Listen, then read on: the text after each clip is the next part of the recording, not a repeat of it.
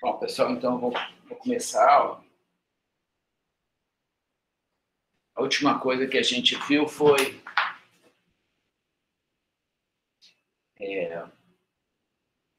estava falando sobre mudança de variáveis, integração múltipla, mudança de variáveis. Se esse negócio aqui está funcionando. E eu quero e depois falei sobre a integral imprópria. Deixa eu continuar o assunto, só um minuto.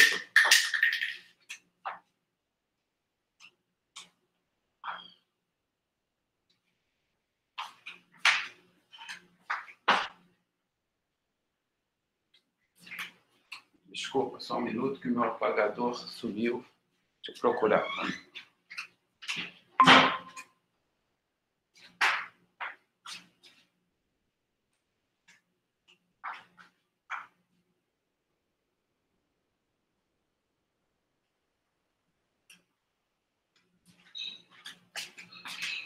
Vamos ver se isso aqui dá certo.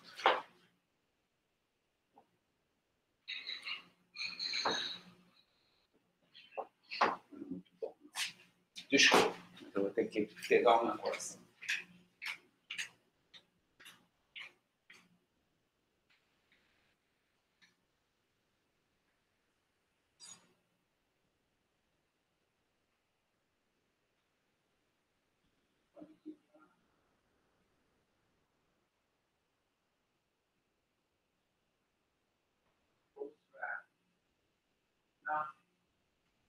Sabe aquele superfeto?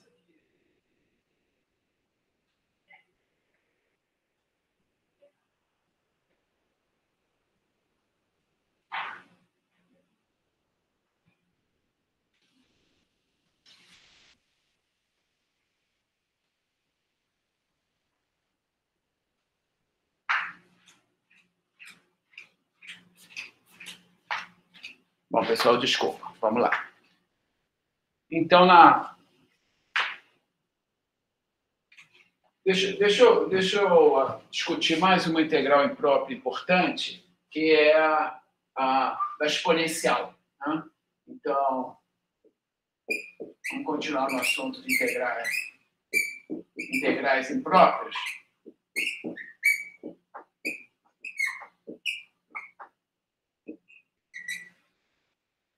Deixa eu considerar a função em Rn e elevado a módulo de x, e elevado a menos módulo de x ao quadrado. Eu quero discutir essa integral no espaço todo. Para qualquer n, e se eu chamo de x é um ponto de Rn, se eu chamo de x1, x2, xn as coordenadas de x, então, na verdade, isso aqui deixa eu escrever apenas aqui do lado, que e elevado a menos x2 é igual a e elevado a menos x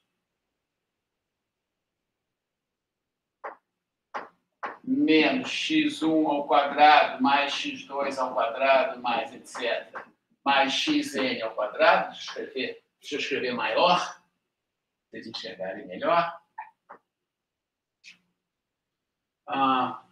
Que é igual a e elevado a x1 ao quadrado vezes e elevado a x2 ao quadrado. Desculpa, tem um parêntese aqui, tem um menos aqui, etc. E elevado a menos xn ao quadrado. Né? Então, essa integral que está aqui é a integral desse produto aqui. E se eu usar Fubini, na verdade, isso é integral de e elevado a menos x1 ao quadrado dx1 mais e elevado a integral de menos... Bom, vou botar aqui e elevado a menos x1 ao quadrado dx1, e elevado a menos x2 ao quadrado dx2, etc. Tá? De maneira que... Vou apagar isso que está aqui embaixo.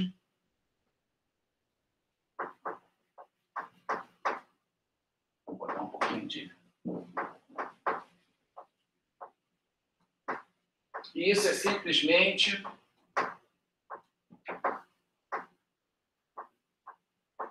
se eu chamar cada uma dessas variáveis aqui de y, isso aqui é a integral de e elevado a menos y ao quadrado dy, integral em r elevado a n.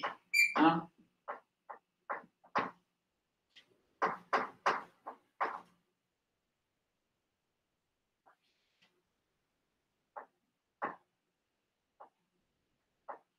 De modo que, na verdade, a integral dessa gaussiana aqui, em Rn, é resolvida se eu souber a integral de e elevado a menos y2 dy em uma dimensão. Né? O que é curioso é que o caso bom de se resolver é o caso n igual a 2. Né? Então, se eu souber resolver o caso n igual a 1, eu sei resolver o caso n geral, né? Mas, em vez de eu resolver o caso n igual a 1, eu vou resolver o caso n igual a 2, que é o mais fácil, mais simples, porque, nesse caso, eu tenho que calcular a integral de e elevado a menos x2 mais y2, dx dy, em R2. E eu vou fazer uma mudança de variáveis para usar coordenadas polares para resolver isso de modo simples. Né? Quando eu uso coordenadas polares, que é o que essa expressão aqui está me pedindo, porque, afinal de contas, aparece aqui x2 mais y2. Então, quando eu uso coordenadas polares, o x2 mais y2 vira R2. Né? Mas eu não posso nunca esquecer do jacobiano da transformação em coordenadas polares, que é o R. Né? Então, isso aqui escrito em coordenadas polares fica isso, fica assim. Né? E agora vale a pena colocar os extremos de integração, o domínio.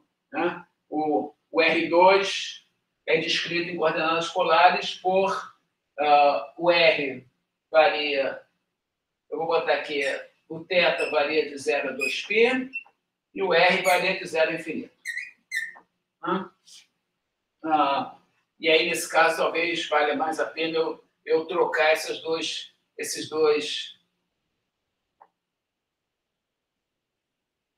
termos de lugar para dizer que eu estou integrando primeiro em θ, depois em R, porque é fácil integrar nos dois, mas mais fácil ainda integrar em θ, porque isso aqui não depende de θ. Então, vai aparecer um 2π quando eu integrar em θ, e depois a minha vida ficou facilitada, quer dizer, isso aqui virou uma integral unidimensional, só que a integral inicial unidimensional era essa, agora é essa. Quando eu faço em R2, aparece esse R salvador aqui, porque isso aqui é uma coisa do tipo e elevado a menos U'. Eu tenho U', e é fácil ver que, então é imediato ver que a primitiva disso aqui é isso aqui com um sinalzinho de menos. Né? E quando eu derivar isso aqui, E elevado a menos R2 vai dar E elevado a menos R2 vezes a derivada de menos R2, que é menos 2R. Então, esse menos vai embora, o 2 também, e fica isso aqui. Né? Então, essa aqui é a primitiva que eu integro de 0 a infinito. Né? E aí, quando eu calcular infinito, isso vai dar 0. Quando eu calcular em 0, isso vai dar 1. Né? Com esse sinal de menos aqui, como tem isso menos isso, o 2 vai cortar com 2 e vai ficar π. 2 corta com esse 2. E, então, eu tenho π. Né? Então, uma coisa que eu não tinha comentado, mas que vou comentar agora, é que essa função exponencial aqui cai violentamente para 0 quando o x vai para o infinito. Né?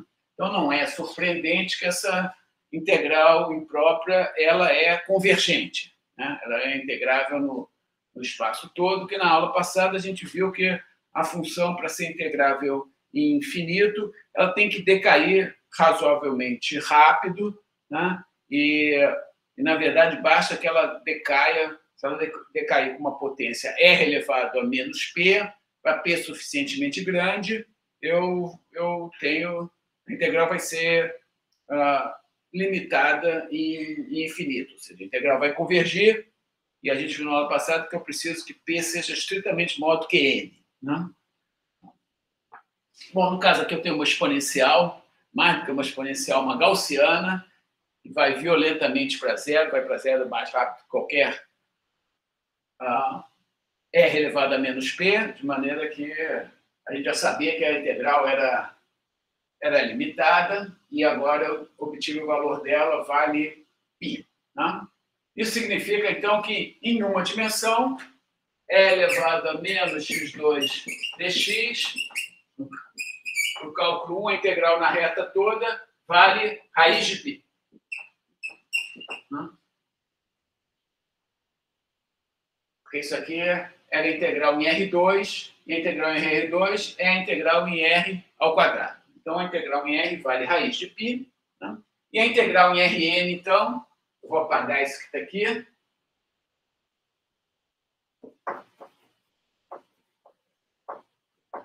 Vou botar um pouquinho de água nesse paninho aqui. Por enquanto eu vou deixar isso aqui. Então, descobrimos o valor disso aqui. Isso aqui vale π elevado a n sobre 2. Então, é curioso que se eu quiser calcular a integral de E elevado a menos x2 dx em qualquer intervalo AB finito, eu vou ter que fazer uma aproximação, porque eu não sei calcular exatamente o valor, eu não conheço a primitiva dessa função. Mas, curiosamente, a integral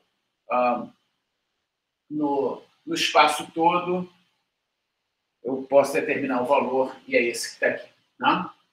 Então, o que aparece na probabilidade, a gaussiana que aparece na probabilidade, na verdade, não é elevado a menos x2, é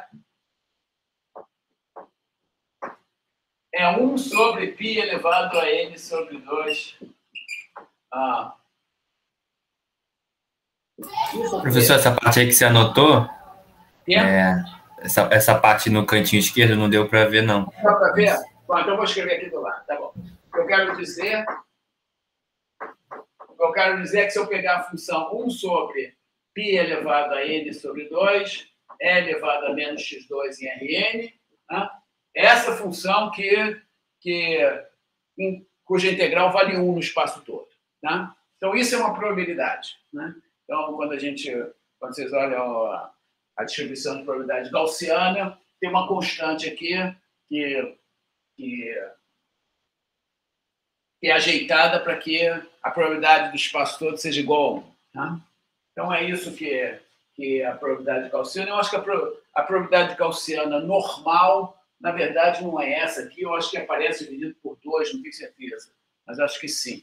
Né? Nunca sei se aparece dividido por 2, dividido por 4, mas eu acho que é dividido por 2. Em todo caso, se aqui aparecer dividido por alguma coisa, eu vou ter que ajeitar essa constante para que a integral seja igual a 1, né? E eu vou discutir logo o ajeitamento dessa constante, na verdade, um caso mais geral, né? Que aparece com frequência na teoria da probabilidade, as distribuições gaussianas mais gerais, elas se escrevem assim.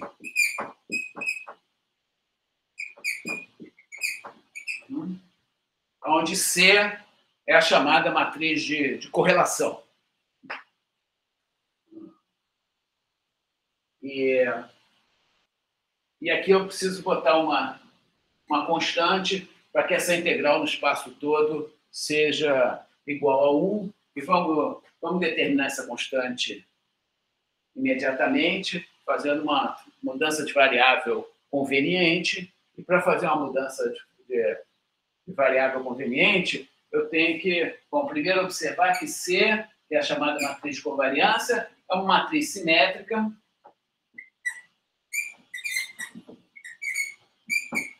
e positiva definida.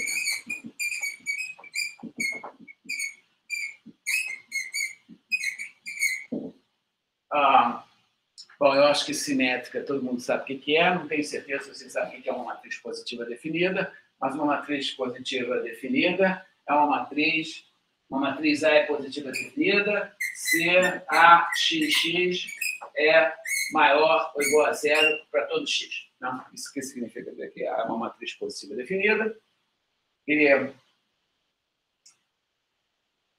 estritamente positiva definida se eu tiver desigualdade estrita aqui, for estritamente maior que zero para todo x positivo. Né? Bom, se x é igual a zero, evidentemente isso aqui dá zero.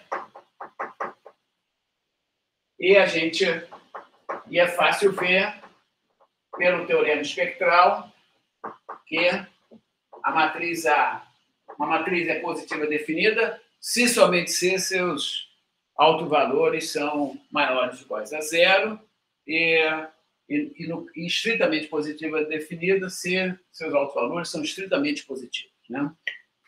Bom, é fácil ver que se x é um autovetor associado a A, então AX é lambda x, então isso aqui vai dar lambda norma de x ao quadrado, então isso vai ser positivo se somente se o lambda for estritamente positivo, para x positivo, para x diferente de zero, né? Vai ser maior ou igual que zero se somente ser todos, quer dizer, se os lambda tem que ser em todos maior ou igual que zero, eu quero que isso aqui valha para todo x. Né? A recíproca também é fácil de ver que é verdadeira, basta usar o teorema espectral. Né? Usando o teorema espectral, se eu escrever A como sendo P a menos 1, tá?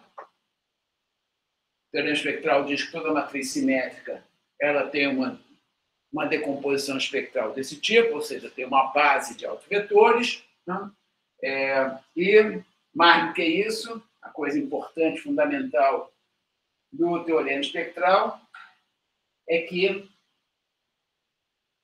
não apenas tem uma base de autovetores, mas tem uma base ortonormal de autovetores. Espero que vocês estejam com a álgebra linear afiada, né? Mas dizer que tem uma base ortonormal de autovetores é equivalente à mesma coisa que dizer que, na verdade, a inversa do P é o P transposto. Né? Vou botar aqui grande. Né?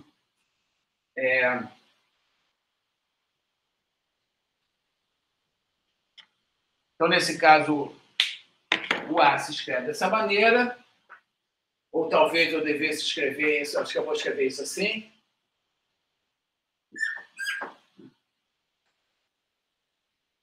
Para um outro P que é o transposto do P que eu tinha escrito antes, mas eu posso escrever assim. Né?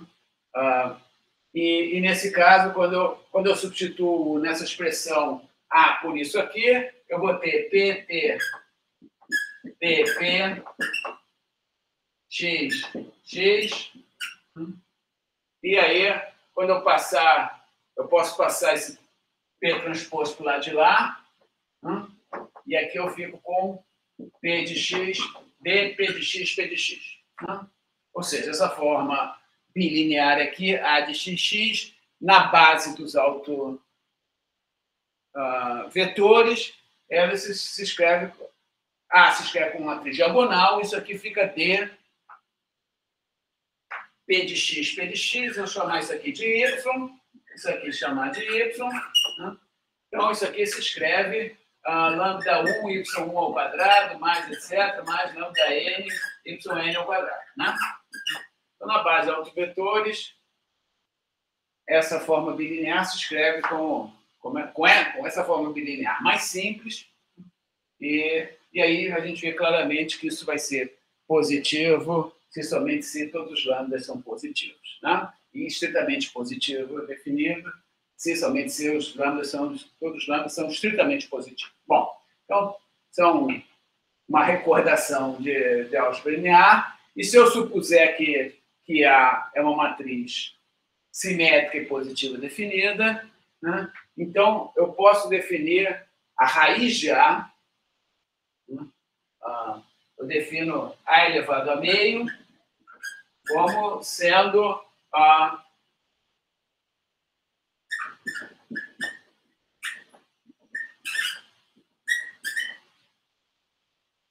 matriz simétrica definida dessa maneira. Quer dizer, a matriz com os mesmos autovetores e com os autovalores, a raiz quadrada extrai a raiz quadrada dos autovalores. Tá? E aí é fácil ver que se eu faço a elevado a meio vezes a elevado a meio,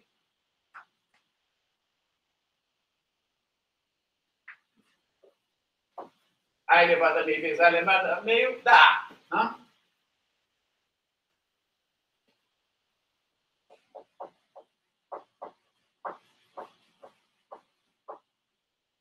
Então, a elevado a meio vezes a elevado a meio.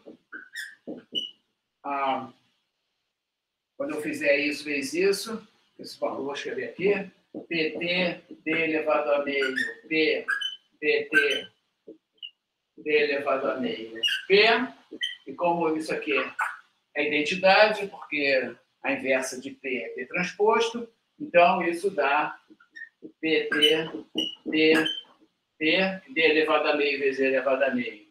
É D, tá. Ok. Então, uma matriz simétrica positiva definida tem uma raiz quadrada, e a raiz quadrada dela tem uma raiz quadrada que é simétrica. Né? Na verdade, é possível mostrar, deixo para vocês bom exercício de álgebra linear, mostrar que essa raiz quadrada é única. Né? Só existe essa matriz simétrica que tem essa propriedade, que ela vezes ela mesma dá o A. Ok. Então, tudo isso é só para recordar um pouco da álgebra linear. E nesse caso particular aqui, então, que nós temos uma expressão desse tipo para densidade e probabilidade gaussiana. Aqui aparece não C, mas aparece a inversa de C. C é uma matriz estritamente positiva definida, todos os autovalores são estritamente... Bom, então, aqui no caso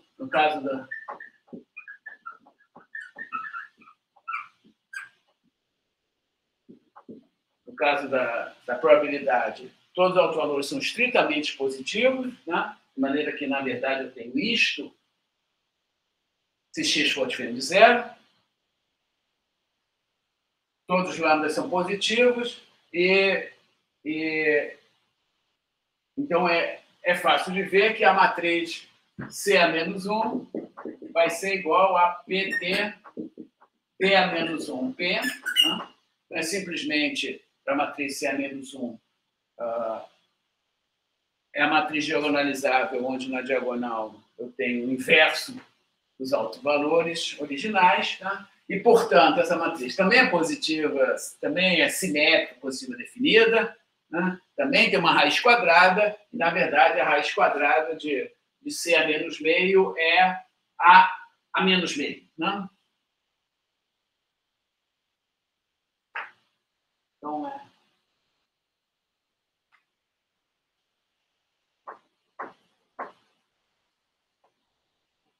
Então, se eu tenho que... Bom, se eu tenho... Agora eu vou escrever se T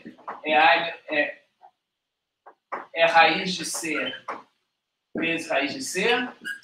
Onde raiz de C é a raiz quadrada, essa raiz quadrada que eu acabei de definir. Se eu escrevo C assim, também é verdade que C a menos 1 C a menos 1 também se escreve como raiz quadrada de C a menos 1, raiz de C a menos 1. Né?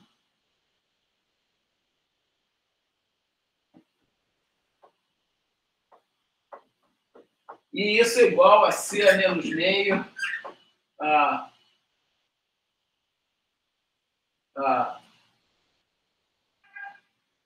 isso é igual a raiz de C a menos 1, raiz de C a menos 1. Essas coisas comutam. Né? Eu posso escrever C a menos meio, tanto faz eu inverter C, extrair raiz quadrada, ou extrair raiz quadrada e inverter, a mesma coisa. Bom, o que importa para a gente é que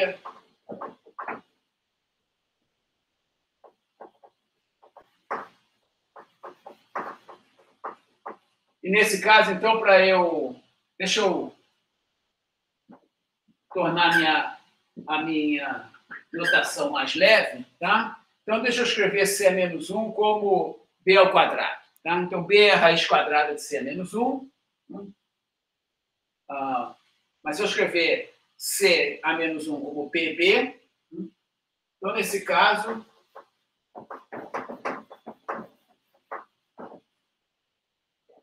E elevado a menos C menos 1 x. Então, essa expressão que está aqui, eu escrevo como E elevado a menos x. E como B é simétrica, eu posso passar isso para o lado de cá. Isso aqui vai ficar elevado a menos bx. Tá?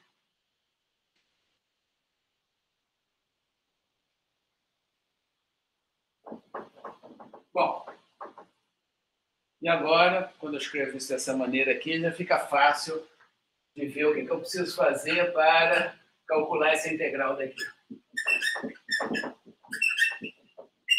Se eu quiser calcular essa integral aqui, que essa expressão aqui está me implorando é que eu faça a mudança de variável e chamar b de x de y. Tá? Então, vocês estão enxergando ainda aqui, ó. Eu escrevi aqui y igual a b de x, vocês não estão enxergando? Eu tratei de botar assim. Estão enxergando bem? Por enquanto, sim. Tá. Então, se eu escrevo y igual a b de x, né? E vou fazer essa mudança de variável aqui, bom, então, na verdade, é melhor escrever que x é b menos 1 de y, né? Já que essa b é invertível. E então, quando eu fizer a mudança de variáveis, eu vou escrever isso aqui assim, né? Eu vou substituir b de x por y, só que aqui vai aparecer, quando eu fizer a mudança de variável dx com dy, vai aparecer um fator de integração aqui. Né? E, bom, aqui no caso eu estou fazendo uma mudança de variável linear, né? P é uma matriz, e o que vai aparecer aqui é o determinante, deixa eu escrever aqui embaixo, que não escrevi, o dx vai ser o determinante de b a menos 1 dy. É isso que aparece aqui. E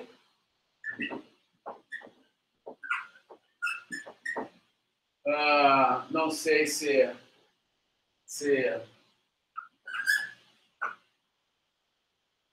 eu devo escrever assim ou não, mas de qualquer maneira, a gente sabe que o determinante de b a menos 1 é 1 sobre o determinante de b. Então, na verdade, o que aparece aqui é 1 sobre o determinante de b. Em valor absoluto. Esse aqui é o jacobiano da transformação.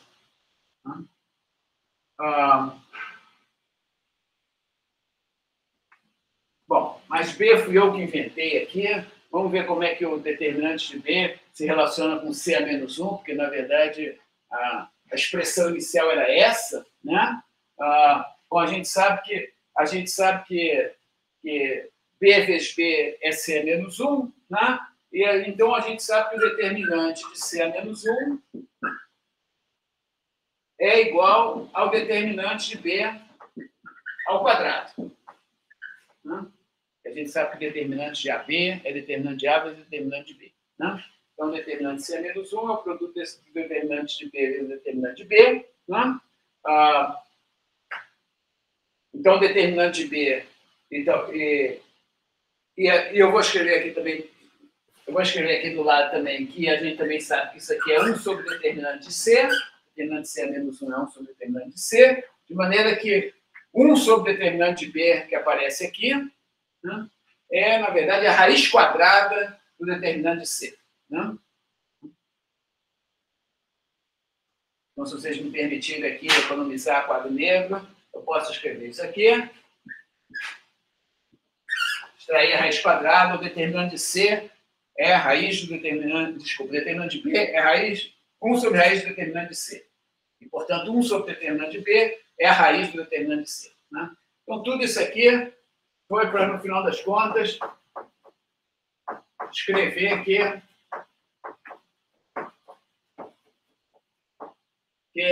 a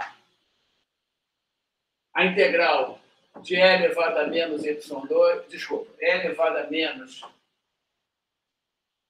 c menos 1 x, né? Que era a minha integral original, né? que vale isso aqui. Né? Então, é 1 sobre determinante de B, que, na verdade, é determinante de C elevado a meio,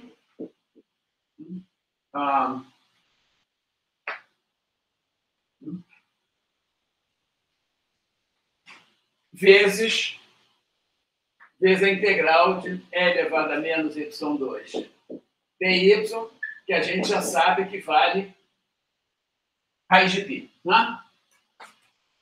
Então, eu vou apagar isso aqui e escrever que isso aqui vale, desculpa, raiz de π não.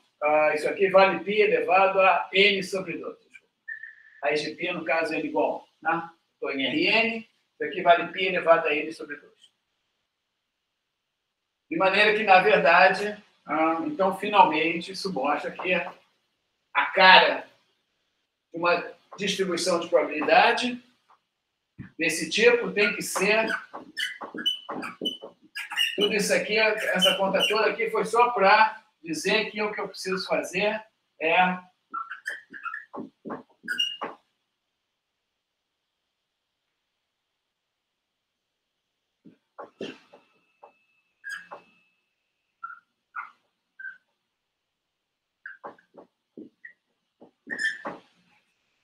isso que aparece, essa que é uma distribuição de probabilidade cuja matriz de covariância é C. É isso que aparece lá na probabilidade. Bom, em particular, deixa eu só terminar essa discussão, já está ficando longa demais, mas, em particular, se C é A vezes a identidade, é outra expressão que aparece muito quando as variáveis não são independentes, então, nesse caso, a matriz de correlação é um múltiplo de identidade. Então, se C é um múltiplo de identidade, o que aparece é, então, com muita frequência, é isso. Quando C é A vezes I, então C é menos 1 é 1 sobre A, que vai aparecer um 1 sobre A, que eu já botei para fora da integral. E aí a constante, nesse caso aqui, o determinante de C vale A elevado a N, né? E, então, o que aparece aqui do lado é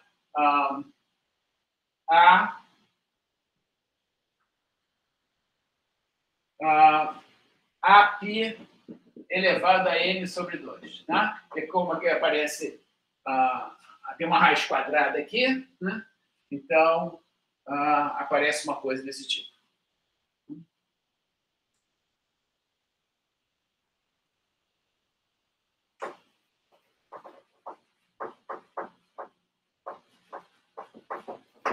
Então, eu acho, não tenho certeza, mas eu acho que se chama de distribuição normal de Gauss padrão é quando A igual a 2. Tá? Quando A igual a 2 aqui, aparece um 2 aqui, mas eu não tenho certeza.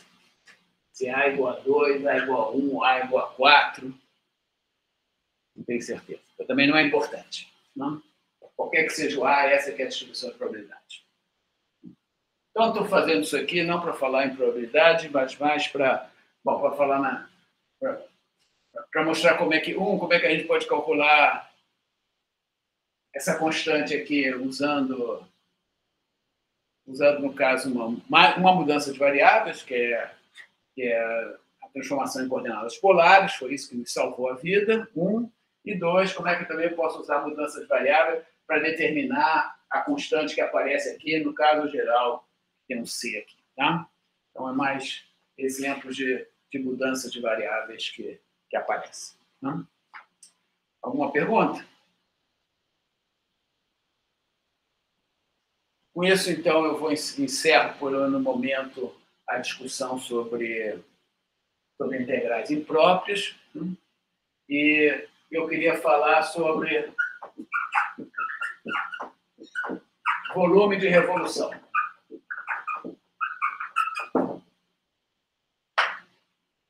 Então, vamos discutir volumes particulares, de corpos particulares, que são aqueles que eu obtenho quando eu pego uma região ômega do plano e giro em torno de um certo eixo. Eu vou supor que é um eixo vertical assim, né? Aqui eu obtenho o desenho está horrível, mas é isso. O volume de revolução é o volume obtido dessa maneira, né? Com a revolução de uma região plana em torno de um eixo E. Então,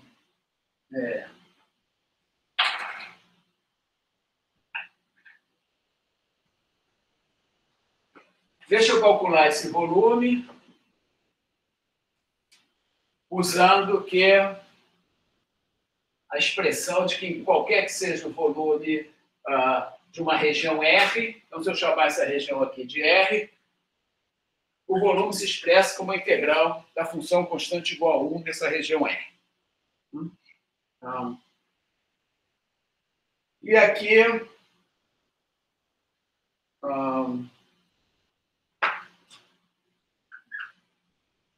me parece natural que eu vá tratar esse problema fazendo mais uma vez uma mudança de variáveis e usando aqui coordenadas cilíndricas. Aqui é uma situação que me parece natural usar coordenadas cilíndricas, já que tudo é simétrico em relação não ao R das coordenadas esféricas, aqui não tem nenhuma simetria esférica, mas tem uma simetria polar, né? A simetria em relação a esse R que é a distância de cada ponto a esse eixo daqui. Tá? Então, eu vou supor que esse eixo aqui é o eixo dos eixos. Escrevi aqui um eixo de uma maneira geral, mas agora eu vou supor que isso aqui é o eixo dos eixos. Né? Que isso aqui que tem uma coordenada horizontal aqui que é x, né? E tem uma coordenada que está saindo do quadro negro aqui, a direção y é perpendicular ao plano do quadro negro. Né? Então, nesse caso, é fácil. Aqui, de novo, eu lembro a vocês que a gente faz mudança de variável por duas razões. Ou porque a função pede uma mudança de variável, ou porque a região pede uma mudança de variável, ou pelos dois. Tá? No caso do cálculo 1, era só a função, a região é sempre um intervalo, então não faz muita diferença. Mas no caso de integral multivariada, tem essa questão nova. Né? Então, aqui, por exemplo, a função é mais do que simpática, é constante igual a 1, mais simpática do que isso é impossível, mas a região é melhor descrita, não em coordenadas cartesianas, mas sim em coordenadas cilíndricas. Então, eu vou descrever essa região em coordenadas cilíndricas, introduzindo, então, descrevendo os pontos do espaço como R cosseno θ, R seno θ, C. Tá? Porque aqui a região R, para cada ponto que eu fixo aqui, quando eu faço θ variar de 0 a 2π, isso aqui está na região R. Tá? Então, nesse caso aqui, essa região R, na verdade, é a região ômega no plano XZ, né? Produto cartesiano com 0 a 2π. Né? É assim que eu descrevo essa região em coordenadas cilíndricas. Né? Eu pego essa região ômega aqui e deixo o θ variar de 0 a 2π, é assim que eu obtenho o volume de revolução. Tá? Então, eu posso fazer o seguinte, eu integro primeiro em θ, o θ vai variar de 0 a 2π, depois eu integro na região ômega, e o ômega vai percorrer os pontos x, C. Não?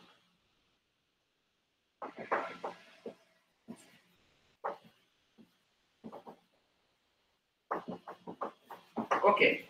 Só que eu não posso esquecer que quando eu faço essa mudança de variável, aparece o jacobiano da transformação. Tá? Então, em vez de integrar 1, então o que eu vou integrar em dθ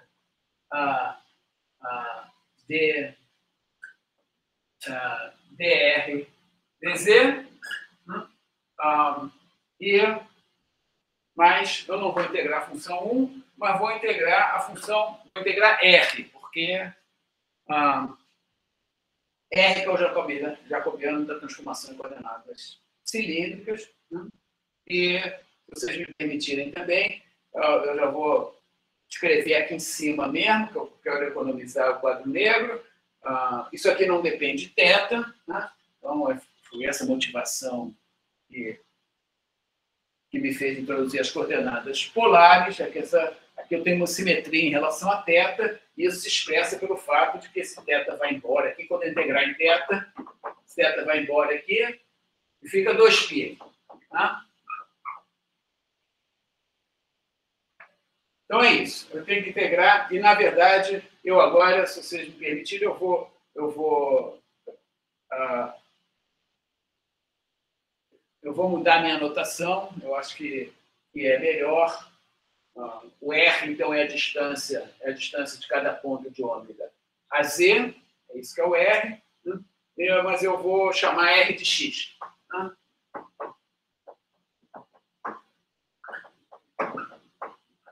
Então, o que a gente está vendo na figura aqui é que no plano do quadro negro, o R coincide com X. Né? Eu tinha aqui R dr, eu tenho direito de chamar de X dx, me parece que é melhor fazer isso. Né? Então, é assim que a gente calcula o volume de revolução de uma figura. Né? Isso aqui tem uma interpretação geométrica. Deixa eu fazer uma interpretação geométrica, que é a seguinte. Se eu pegar cada ponto aqui de ômega, vou fazer grande aqui. Deixa eu fazer aqui do lado. Se eu pegar, aqui está ômega, né? Eu vou pegar um ponto aqui, bem aqui no cantinho, para vocês enxergarem melhor. Deixei plano se estiver saindo, se não estiver vendo bem, tá? Eu vou pegar um retângulo infinitesimal, mas que eu vou desenhar bem grande para vocês enxergarem. Né? Então, isso aqui é dx, isso aqui é dz. Né? E qual é o volume gerado por esse retângulo infinitesimal? Bom, se eu pegar esse retângulo infinitesimal aqui e girar em torno desse eixo aqui, no eixo dos eixos, né, eu vou obter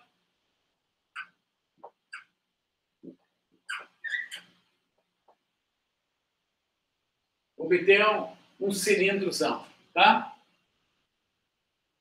Mas não é bem um cilindrozão, porque o dx e o dz são infinitesimais. Tá? Então, na verdade, é uma casca cilíndrica que tem altura dz e tem espessura dx. Então, a área dessa casca cilíndrica aqui, essa área que está aqui, A, vale 2πx dz. A área da casca cilíndrica é o perímetro dessa região, que é 2πx, vezes a altura, que é dz. Né? Mas, na verdade, eu não vou, para calcular o volume, eu não sumo áreas para calcular o volume, eu vou repetir de novo, eu sumo volumes infinitesimais. O volume infinitesimal gerado por essa região infinitesimal aqui, o volume dV gerado por essa região, é a área vezes a espessura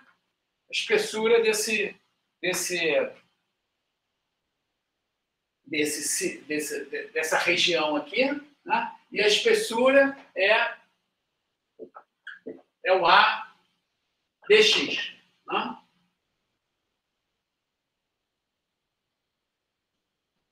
Então, tem uma área e eu tenho uma espessurinha, mas como a espessurinha é infinitesimal, é como se eu estivesse planificando, eu tenho essa área vezes uma altura constante igual a dx, então dá A dx. Né? Então, isso que está aqui, desculpa, aqui eu fiz Eu tinha um erro, né? Vocês não reclamaram. Eu substituo o R, eu substituo o R por X. Aqui desculpa, não. O θ já foi embora. Era DZ, não é DR, é DZ. Né? Eu substituí, era dx, dy, dz, o θ foi embora, desculpa, eu substituí o R por X, aqui ficou o dz. Tá? Então, isso que está aqui é exatamente o que está aqui em cima, é o volume infinitesimal gerado por um retângulozinho infinitesimal, e eu somo todos esses volumes infinitesimais para obter o volume total. Estão me acompanhando? Alguém quer fazer alguma pergunta? Ok. Bom, e agora eu preciso calcular uma integral em dx, dz, e aí, dependendo dessa região ômega aqui, eu calculo isso da melhor maneira possível. Né? Deixa eu discutir duas possibilidades, que são as possibilidades razoáveis e que aparecem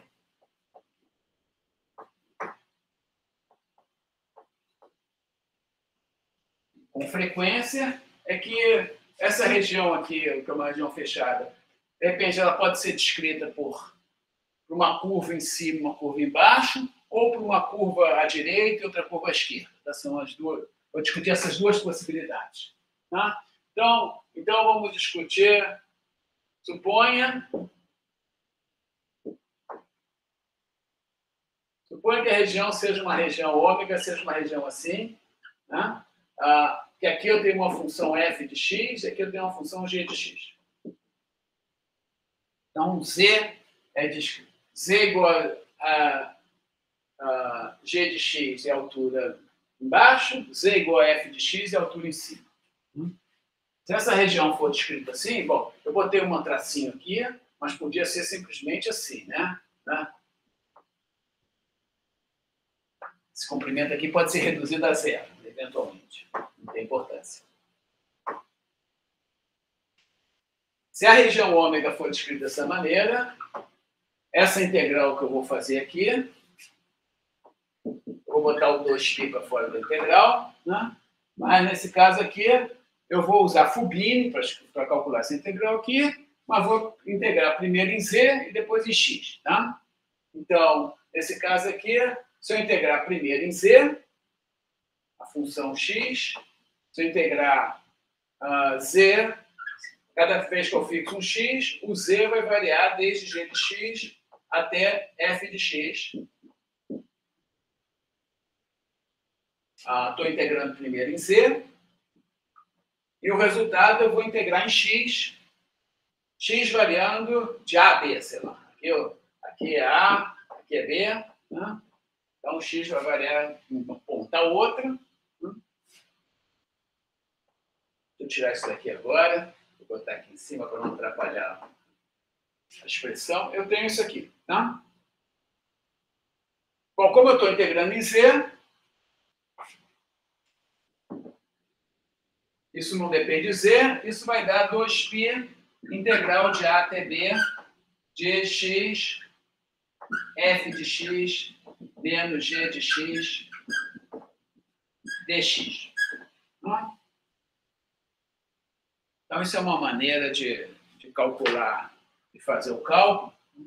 E vocês vão ver lá, acho que olhar no livro, vocês vão ver que, eventualmente, isso aqui é chamado do método das cascas cilíndricas, porque o que aparece aqui é algo muito parecido com o que eu descrevi aqui. Né? F de x menos g de x para cada x que eu fixo, é essa altura que está aqui. Né? Quando eu pegar e rodar, que eu fazer aqui na figura aqui.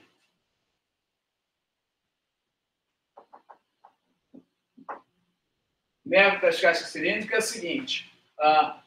Eu fixo um x, f de x menos g de x é isso. Né? Quando eu pegar esse segmento aqui e rodar, eu gero um cilindro. Né?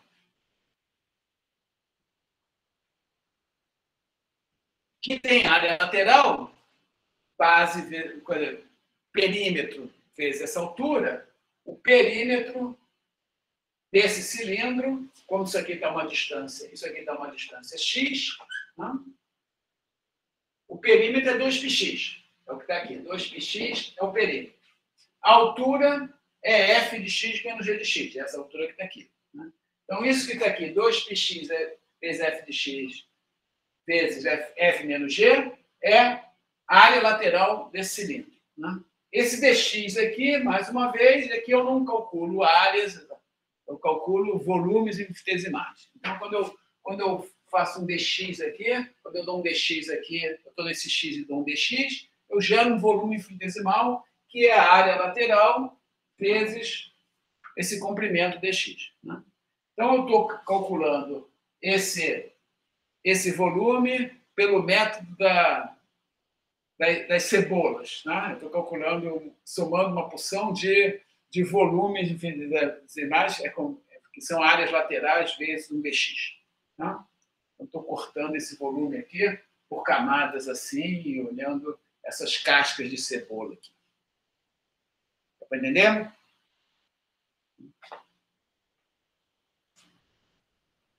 A outra possibilidade é que o meu domínio, se eu discutir uma outra possibilidade, é que o domínio seja descrito não pela parte superior e pela parte inferior, mas pela parte lateral, à esquerda e à direita.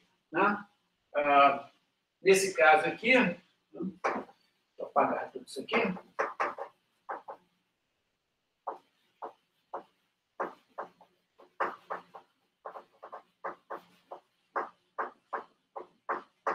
Então, deixa eu supor, então, que a minha região ômega,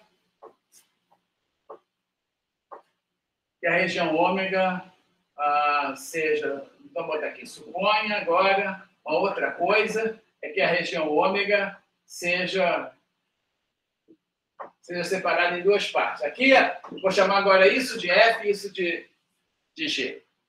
Tá? Então, na verdade, isso aqui é o contrário, né? Isso aqui é F de Z e G de Z. Né? Então, é X igual a F. O X à direita é F de Z, o X à esquerda é G de Z. Tá? Vou tirar essa linha daqui. Como é que eu estou rodando em torno desse eixo aqui? Tá? Bom, uma coisa que eu não falei, mas que é importante, é que essa região aqui não intercepta o eixo, né? Senão estou com problema. Então, estou supondo que a região está todo lado do X positivo. Né?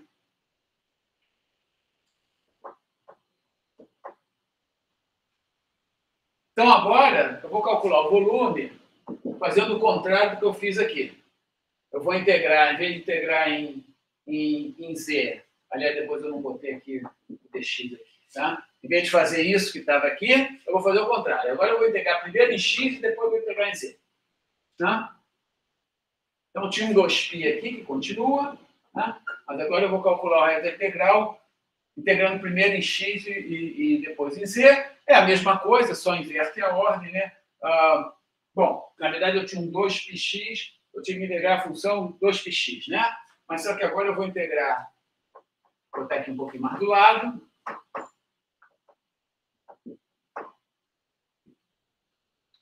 Eu vou fazer duas integrais. Primeiro, quando eu fixo, agora eu vou fixar o Z. Quando eu fixo o Z, o x vai variar desde G de Z até F de Z. E o Z vai variar, vou botar aqui de C a D. C é a altura mínima, D é a altura máxima. Tá? Então, C vai variar, a altura vai variar num certo intervalo Z a D. Para cada Z que eu fixo, o x vai variar de G a F. Tá? Então, é essa integral agora que eu preciso fazer.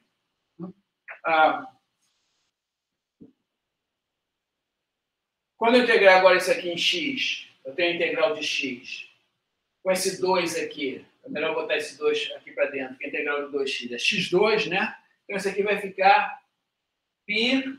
Bom, eu vou deixar a integral de C a D aqui, quietinho aqui do lado de Z. Estou integrando só esse miolo aqui. Né? Eu falei para vocês separarem, mas eu aqui estou desobedecendo a minha recomendação e estou fazendo tudo junto. Tá? Então, a integral de 2x é x2, Então, isso dá x2 de f de z até g de z. Tá? E, então, isso dá... Vou ver aqui do lado.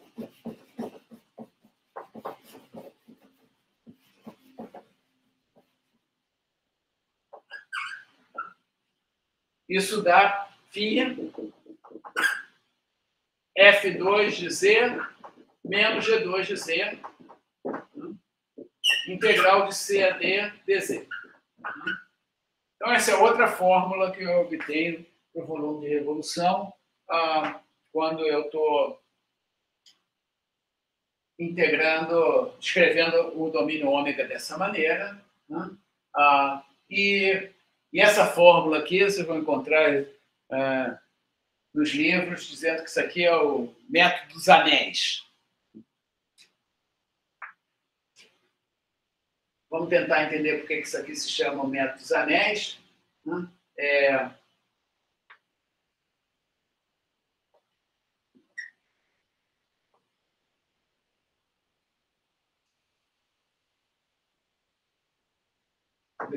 Deixa eu olhar só para o f. Então, aqui está a função f de z. Né? Então, vamos supor que eu estivesse calculando o volume gerado por essa região. Vamos supor que o g é zero, fosse igual a zero. Tá? Se o g é zero, então, eu fico só com isso daqui. Né? É uma região assim. Então, esse método dos anéis tem a seguinte interpretação geométrica. Eu pego fixo um z. Né? Para cada z que eu fixo, esse tamanho aqui vale f de z. Quando eu rodar essa figura, ou quando eu rodar esse segmento, eu obtenho um círculo, né? Um círculo de raio f de z. A área desse círculo que está aqui vale π f de z ao quadrado. Tá? Então, π f2 é a área desse círculo. Tá? Se eu pegar e considerar uma altura dz aqui, o volume infinitesimal gerado, dv gerado por essa área, é π f2 dz. Né? Então, não esquecer que eu estou considerando que g é igual a zero. Isso que está aqui é o volume gerado por essa região daqui. Né? Isso aqui, então, isso aqui, eu estou somando agora, em vez de eu fazer as cascas, os cilindros, como se fosse uma cebola, eu estou cortando essa região assim. Isso que eu estou fazendo, e aí eu obtenho vários círculos. Né? Se eu, no caso mais geral, que eu tenho uma F e uma G, deixa eu ver se eu acho minha outra caneta vermelha aqui. Se eu botar um G agora aqui, do lado de cá, né, eu posso dizer que o volume que eu quero, na verdade, é o volume esse em azul, que eu acabei de escrever, menos o volume em vermelho. Tá? Então, se eu fizer agora, se eu rodar essa curva aqui, eu vou obter isso. Se eu rodar essa curva aqui, eu vou obter o outro. Tá? Então, essa diferença aqui é simplesmente um menos o outro. Tá? E que eu posso entender que, na verdade, o que eu estou fazendo é, em vez de eu pegar esse segmento indo daqui até aqui, eu pego só esse segmento indo daqui até aqui. Né? Então, eu pego esse segmento aqui, quando eu rodar esse segmento aqui, eu vou obter um anel. Por isso chama o método dos anéis. Tá? Então, eu obtenho um círculozão menos o interior de um círculo menor. Tá? Então, obtenho esse anel aqui. Então, isso que está aqui, πf2 menos g2, é a área do anel, que quando eu multiplico por uma altura infinitesimal dz, dá esse volume infinitesimal e eu somo esses volumes. Então, é isso. Né? Mas eu acho que ninguém precisa decorar nenhuma dessas duas formas. Se entender, vai saber fazer. Né? Pergunta?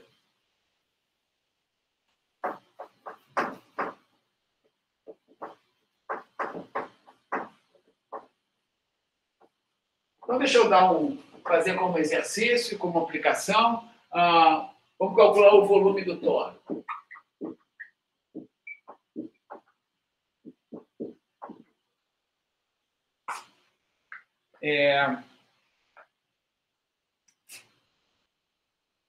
O toro é a figura que eu obtenho quando eu pego um círculo e giro em torno de um eixo. Tá? Então, é o biscoito globo, é um pneu. Né? É a figura que eu obtenho quando eu pego e rodo isso aqui. Eu obtenho, então, isso aqui está super mal desenhado.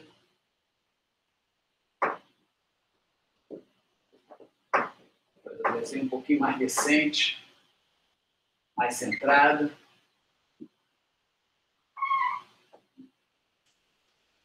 Então, essa figura que eu obtenho aqui. Né? E não faz muita diferença, vocês acham que não sei se faz muita diferença, eu calcular, então, esse volume aqui, usando métodos cascas cilíndricas ou métodos anéis, ou seja, eu não sei se eu descrevo, acho que tanto faz eu descrever essa figura aqui por essa curva e essa curva, ou por essa curva e essa curva. Né? Vamos fazer um dos dois. Mas antes de mais nada, deixa eu colocar uns valores aqui, dar uns nomes. Eu vou dizer que essa distância aqui é A, né? E vou dizer que esse círculo aqui tem um raio R. Né?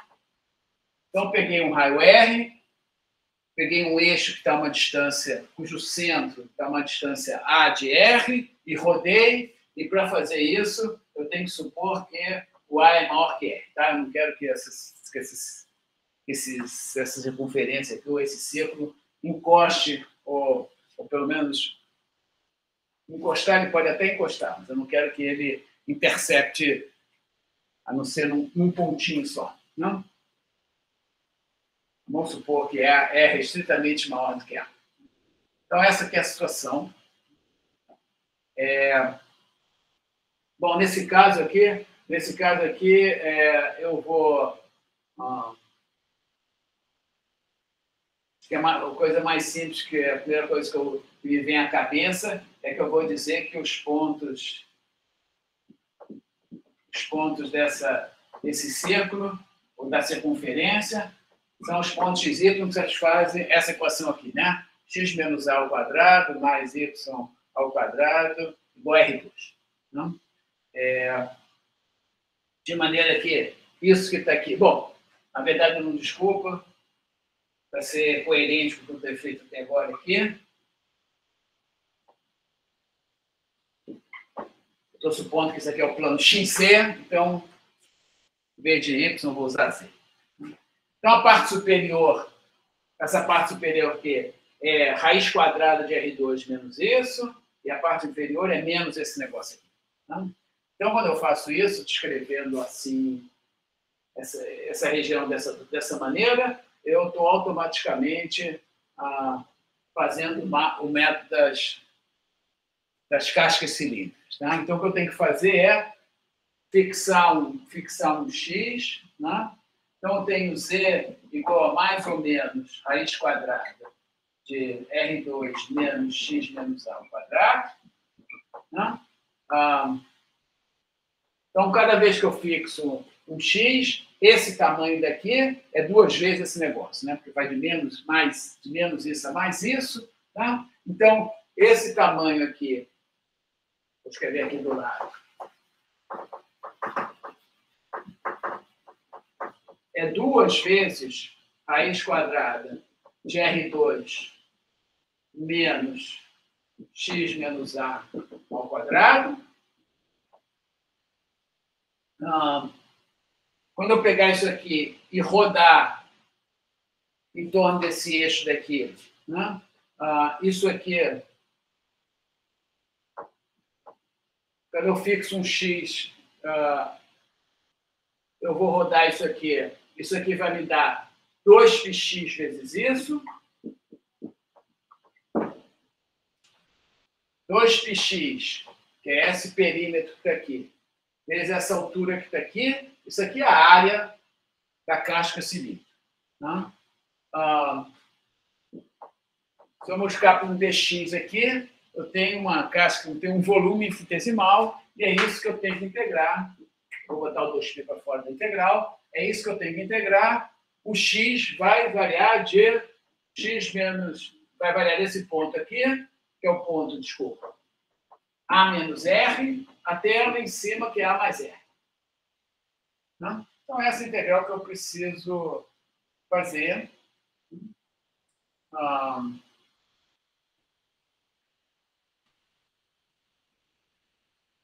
Eu acho que como aqui está x menos A, que está A mais R, A menos R, eu acho que a minha primeira providência vai ser chamar x menos A de alguma coisa, de y, por exemplo.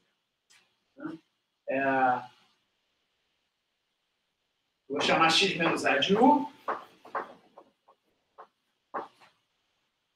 Vou chamar U de x menos A. Né?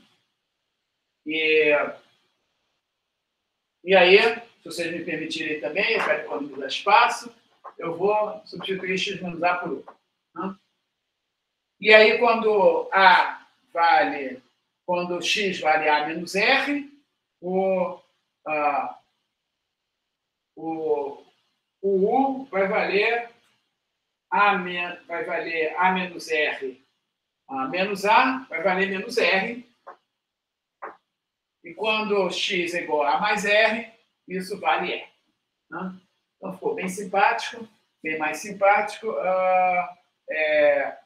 Desculpa, faltou um negócio aqui. E faltou substituir isso aqui.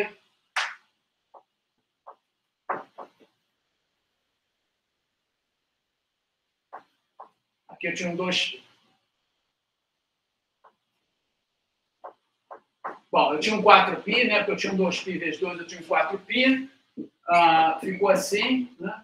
Mas só para vocês não perderem que eu estou apagando, eu reconheço, mas lembrar só que aqui tinha um x, tá? E quando eu substituo x por U, aqui vai ficar U mais A. Né? É isso que fica. Então, essa integral que eu preciso fazer. Na verdade, tem duas integrais. Tem U vezes isso, depois tem A vezes isso. Bom, tem uma que é fácil, que é U vezes isso, para começar, porque eu devo, quando eu olho para U e eu para U2 aqui, eu devo reconhecer que eu tenho uma coisa do tipo raiz quadrada de alguma... Raiz quadrada de... Se eu chamar isso aqui de V, eu tenho raiz quadrada de V, V'. Tá? Então, essa integral, esse U aqui ajuda a resolver essa integral aqui. Isso vai dar R2 menos U2 elevado a 3 meios, a menos de uma constante, é R2 menos U2 elevado a 3 meios. Essa primeira integral aqui é fácil de fazer, mas eu nem vou fazer, nem vou calcular a integral, porque, na verdade, eu sei que se eu tirar esse A daqui, essa integral que está aqui vale zero. Né? Por que essa integral vale zero? Alguém sabe me dizer?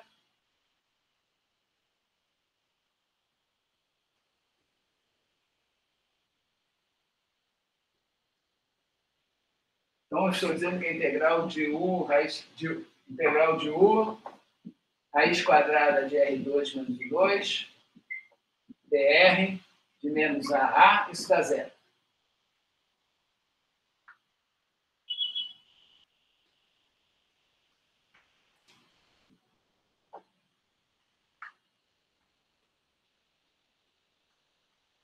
Ninguém sabe por quê? Essas coisas é bom de saber, é bom de ver, porque ele poupa tempo pra caramba. Não precisa fazer integral, não precisa calcular também. Diminui a possibilidade de eu errar nas contas. Não? Se eu não precisar fazer conta nenhuma, eu já sabia que isso aqui é zero. Ninguém? Me ajuda? Fica a lição. Lembro não, professor. Quê? Não lembro não, porque seria zero. Não é lembrar, é olhar.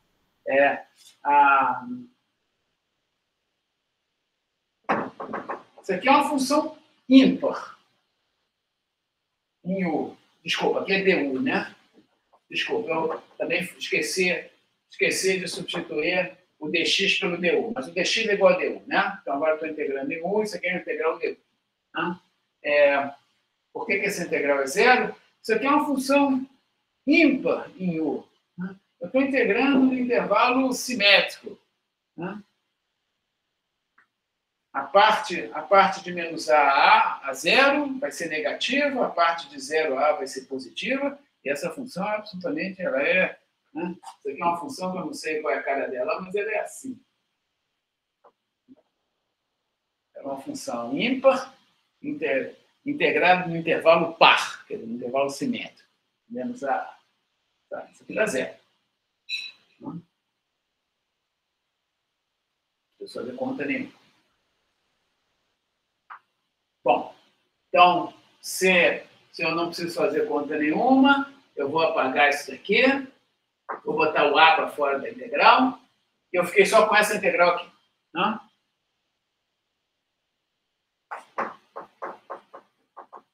Bom, essa integral não é imediata, porque saber qual é a primitiva de raiz quadrada de R2 menos o 2, não é fácil, mas se eu não soubesse a resposta, eu ia chamar U de R cosseno θ. Tá? Isso aqui está pedindo uma substituição trigonométrica. Tá? Mas eu reconheço que isso aqui é a raiz quadrada de R2 menos o 2. Menos R a R. Né? Essa conta aqui a gente já fez pelo menos 85 vezes. Bom, vocês já fizeram 85 vezes. Eu já fiz 85 mil vezes. Isso aqui é a área do semicírculo. Né? Então, eu reconheço que isso aqui é a área do semicírculo de raio R, né? Que vale a π R2 sobre 2.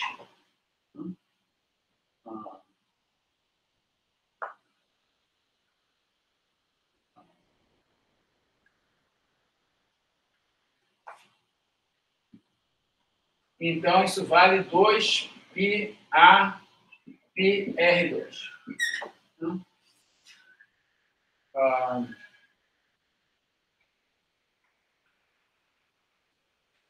Podia achar estranho que eu não escrevi 2π2 a R2. É claro que isso aqui é 2π2 a R2, mas eu prefiro deixar assim mesmo. Escrever assim. Porque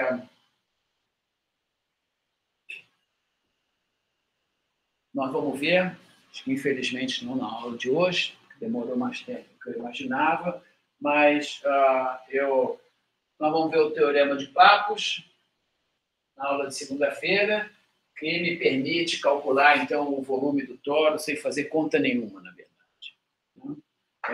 Porque o volume do toro, então, o volume da rosquinha de roxa, ele pode... da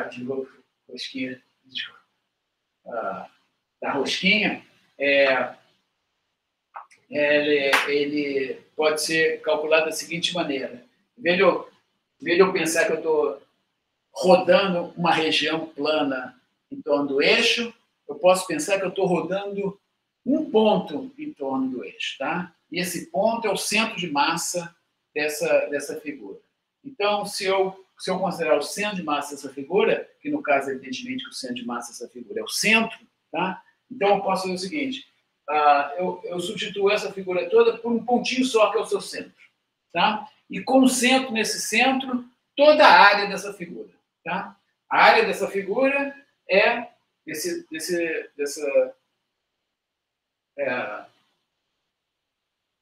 círculo é o que está aqui. É PR2. É o que está aqui. Tá? Então, eu penso que esse pontinho aqui carrega toda a área da figura. E eu rodo esse pontinho em torno do eixo em questão. Tá? Se eu rodar, se esse ponto aqui está a uma distância A do centro, e eu rodar esse ponto, eu gero um comprimento que é 2πa. Então, como esse comprimento carrega uma área, que é πr2, isso aqui dá um volume que é 2πa vezes πr2. Sim, eu sei que a conta que eu acabei de fazer está certa. Realmente a resposta é essa. É 2π2 a R2, mas que, na verdade, esse π ao quadrado aparece por causa disso. Né? Tem um π que é o comprimento que é relacionado ao perímetro e tem um π que é relacionado à área da figura. Ok?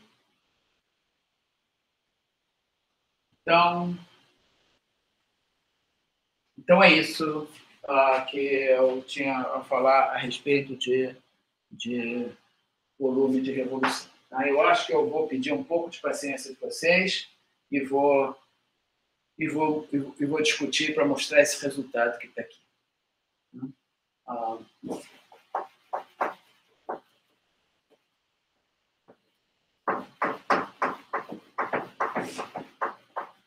Alguma pergunta?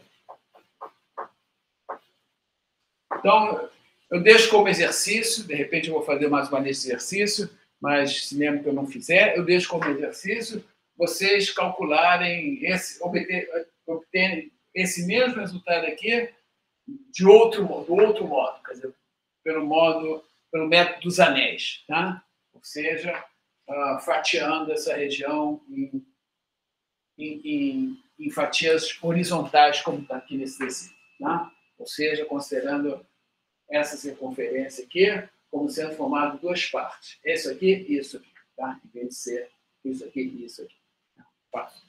Parte esquerda e direita, em vez de ser superior e inferior. Tá? Eu acho que sugiro que vocês façam isso, que assim vocês veem se vocês estão fazendo as coisas direito. Tá? Vocês já sabem a resposta e podem fazer dessa maneira. Tá? E também as contas vão ser simples, porque, na pior das hipóteses, vai aparecer umas integrais que são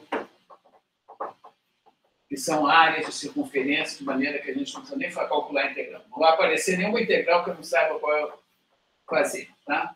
Somente se aparecer coisas simétricas onde eu não preciso fazer nenhuma integral. Tá? Para mostrar esse resultado que eu acabei de escrever, que eu posso concentrar tudo no centro da figura, né? Eu tenho que é o chamado teorema de Pappus. Então, para falar no teorema de Pappus, eu preciso falar em momento de uma força, né, em relação a um eixo. Né? Então, deixa eu pensar, vocês sabem isso da física. Se eu tiver um eixo eu vou considerar de novo assim, vertical. E se eu tiver uma força F,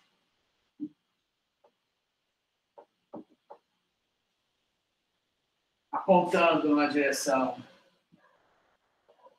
paralela ao eixo do Z, a esse eixo E aqui. Então, o momento dessa força em relação a esse eixo, se essa distância aqui é D, né? O momento M, no caso, é um escalar, é o módulo desse vetor, norma desse vetor, vezes a distância d. Tá? Isso aqui é o momento de uma força. Em particular, eu acho que o tempo todo aqui, deixa eu considerar que isso aqui é um corpo de massa m, eu vou falar no momento de um corpo, e vou pensar que essa força aqui F é o peso, é mg. Né? Então, no caso em que a força é um peso, né? Então, o momento desse corpo de massa m em relação a esse eixo aqui é mgt. Né? Esse que é o momento. Bom, o momento, na verdade, conforme vocês sabem, ele tem um sinal. Tá? Então, por exemplo, se eu tiver um outro corpo aqui colocado simetricamente em relação ao eixo, quer dizer, exatamente uma posição simétrica. E se for a mesma massa, né? Então o momento aqui, eu gostaria de considerar que o momento desse sistema com essas duas massas é igual a zero. Né? Porque quando eu coloco, se eu tiver duas massas desse tipo, eu tiver uma balança, e eu colocar a balança aqui exatamente no centro, isso aqui vai ficar em perfeito equilíbrio. Né? Então, esse D aqui é um D que tem sinal. Né? E eu vou arbitrar que quando eu estou do lado de cá o D é positivo e quando eu estou do lado de cá o D é positivo. Né? De maneira que se eu tiver um conjunto de massas N1, N2, N3, né? um conjunto qualquer NK de massas, se eu tiver K massas pontuais, desenhei assim, mas é melhor desenhar massas pontuais.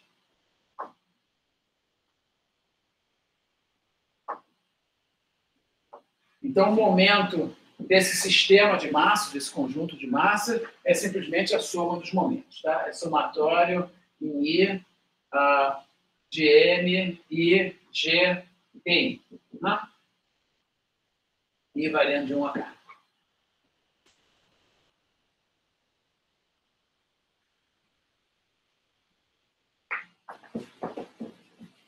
E agora eu queria falar do momento de um corpo, de um contínuo. Então, a gente pode falar do momento de uma bola, de uma esfera, ou de um corpo contínuo qualquer. Então, se eu tiver um corpo qualquer, em R2 ou em R3, né? Nós vamos pensar logo em R3. Se tiver um corpo qualquer, deixa eu considerar primeiro, deixa eu considerar um corpo plano. Tá? Então, deixa eu considerar ômega um corpo plano. E aqui um eixo E.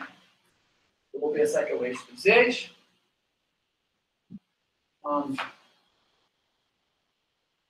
Então, o que eu poderia fazer para definir o momento desse corpo é fazer primeiro uma aproximação do tipo Riemann, dividir esse corpo aqui, fazer uma partição desse corpo e considerar então, o momento discreto de cada um dos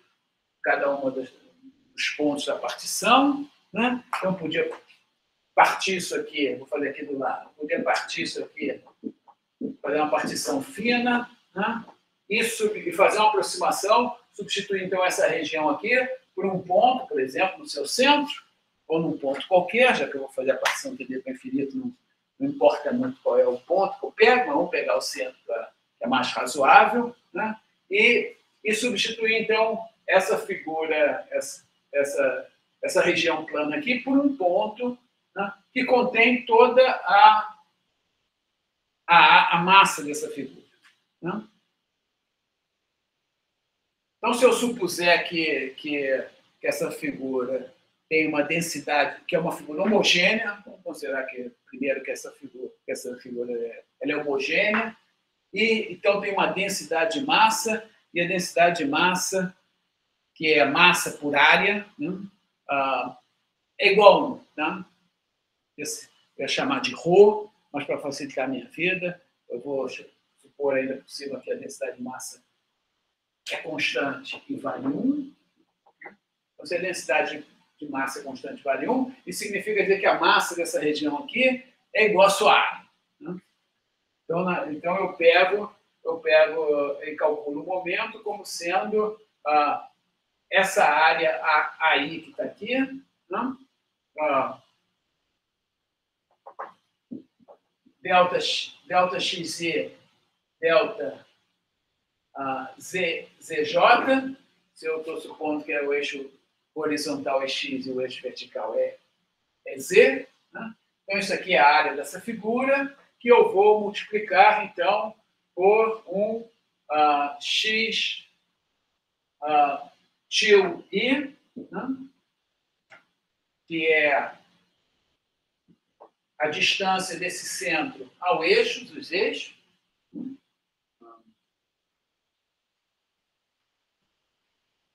Aliás, eu vou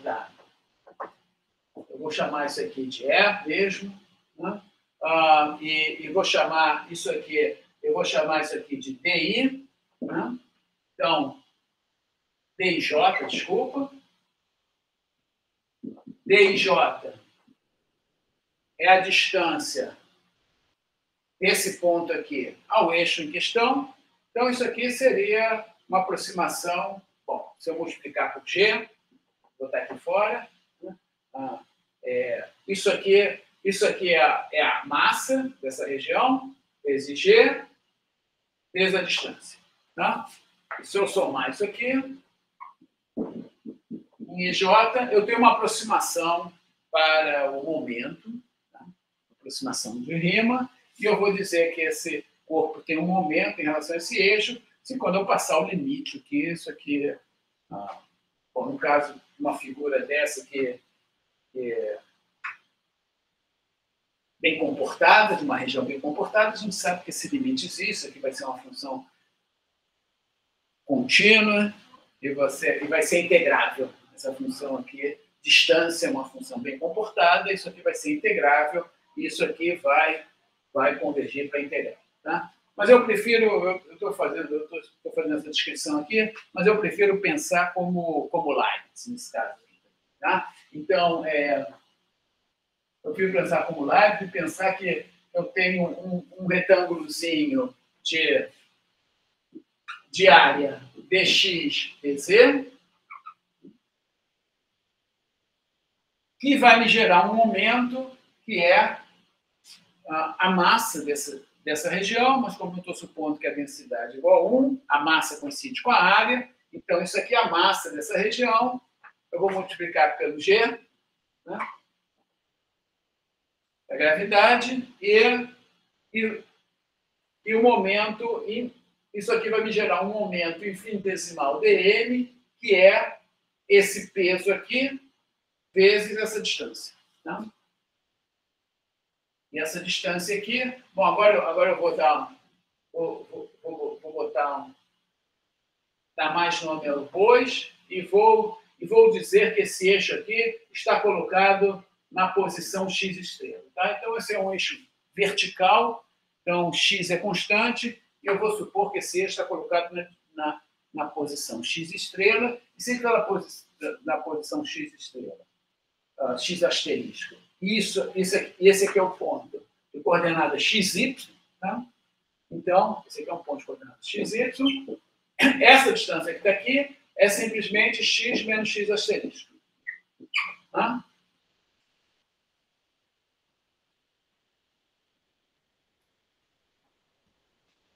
De modo que, nesse caso, eu vou definir o momento desse corpo plano em relação a esse eixo, colocado nessa posição, como sendo a integral dx, dz. Quer dizer, eu vou integrar, vou fazer o x, desculpa que eu botei x, y, está errado, xe, vou fazer o xe variar à vontade, aqui nessa região, então eu vou integrar em ômega, né? O g eu vou botar aqui para fora da integral, né? X menos x asterisco dx, dz. Então, essa aqui é a definição do momento de um corpo em relação a esse eixo que está aqui. Perguntas?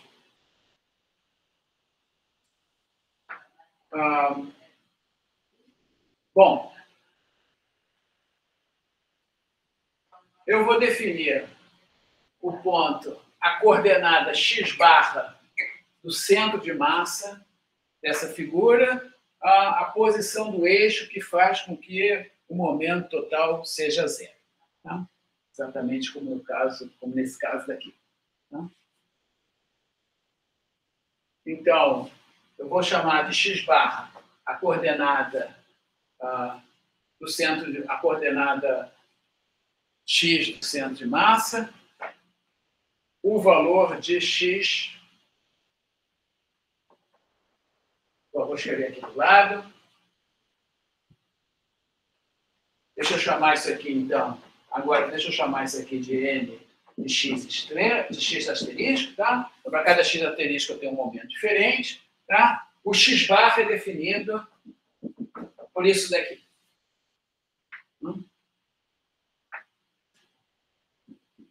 Bom, e quando eu igualo isso aqui a zero, o g vai embora, então o g desaparece, né? E como eu tenho a diferença das duas integrais, eu vou ter que x barra integral em ômega de 1 dx dz vai ser igual à integral de ômega de x dx dz. Vocês ainda estão me enxergando aqui? Não posso andar algum. Estão vendo? Se ninguém reclamar, eu vou continuar. Então, x barra é caracterizado por isso, e eu reconheço que isso que está aqui é o volume de ômega. Desculpa, no caso aqui, não é volume, é a área de ômega. Né? A integral de 1 em ômega é a área de ômega. Né? De maneira que o x barra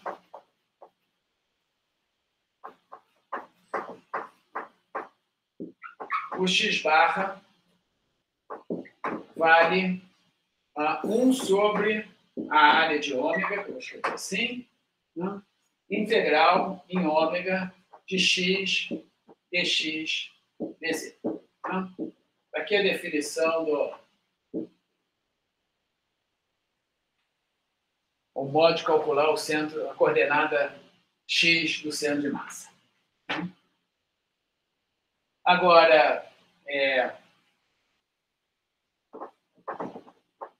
deixa eu finalmente obter o teorema de Pappus.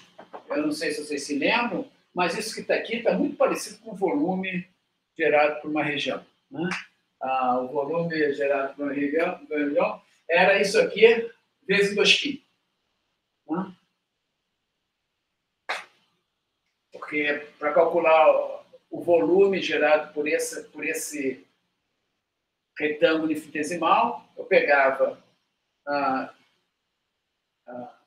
sua área, que é dx vezes dz, e rodava isso aqui em torno desse eixo, então para calcular o volume, e quando eu rodo isso aqui em torno desse eixo, se esse eixo aqui é o eixo dos eixos, isso dá 2πx vezes dx dz. Não?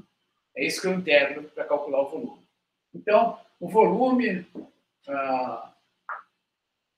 gerado pela rotação dessa figura aqui é exatamente essa expressão que está aqui à direita, a menos o 2π. Né? De modo que, se eu multiplicar ambos os lados por 2π e também multiplicar pela área de ômega, eu obtenho isso que está aqui.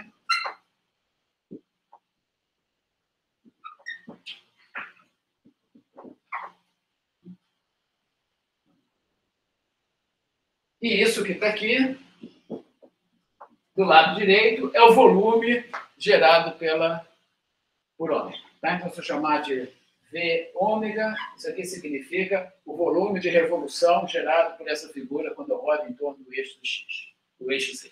E está aqui o teorema de Pappus.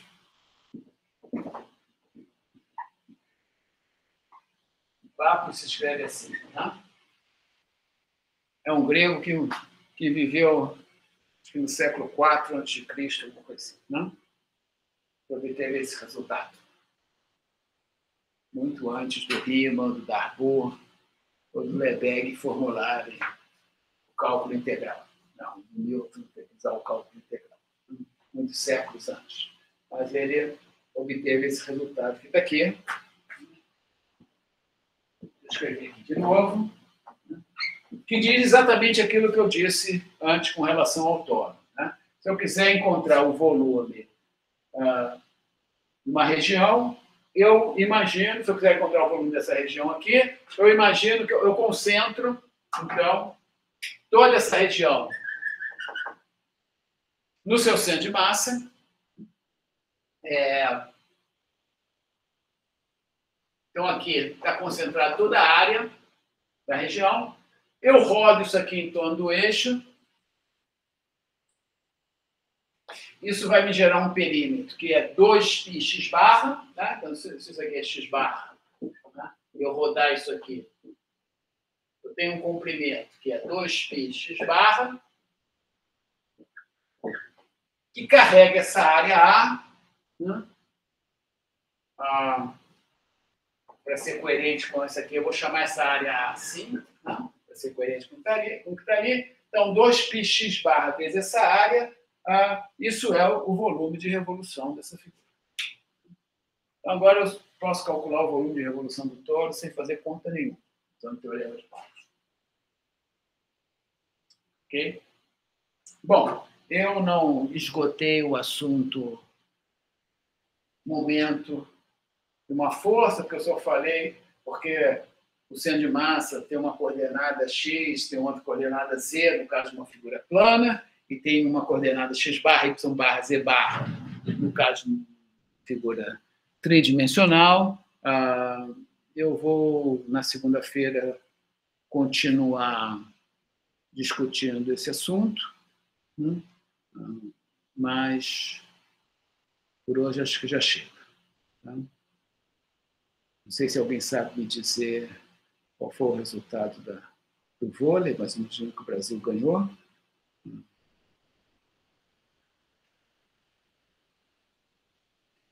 O Brasil ganhou, mas não sei quanto que foi. Beleza, boas notícias. Então é isso. Eu vou dar uma olhada nas notas e ajustar as notas que eu deixei na página para vocês lerem o material até aqui. Né? Na segunda-feira eu vou reservar um tempo para dúvidas, questões, e vou tentar fazer uma terceira lista. Tem 2 listas disponíveis para vocês fazerem. Né? Eu vou pensar numa terceira lista, isso inclui alguma coisa com o material que eu falei hoje aqui, mas a prova, então, combinar que a prova de quarta-feira vai até a aula de hoje. E é isso. Se vocês quiserem tirar a dúvida de qualquer natureza do curso na segunda-feira, podemos fazer isso. Alguma pergunta? Nada? Então tá bom. Então eu vou parar por aqui. Obrigado pela atenção e bom fim de semana. Valeu, professor. Bom fim de semana.